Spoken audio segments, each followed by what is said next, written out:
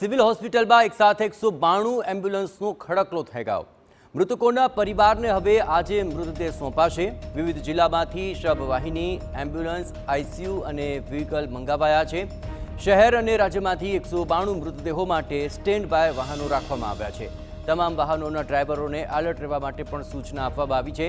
ગઈકાલે 8 મૃતદેહની ઓળખ બાદ પરિવારને મૃતદેહ સોંપવામાં આવ્યા હતા।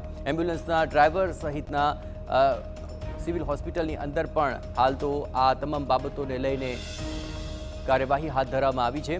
આજથી ડીએનએ સેમ્પલ મેચ કરવાની કામગીરી અને ગઈકાલ સુધી લેવાયેલા સેમ્પલના પૃથ્થકરણની કાર્યવાહી થઈ।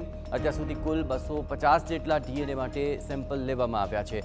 આજે પણ ડીએનએ માટે સેમ્પલ લેવાની કામગીરી ચાલુ છે।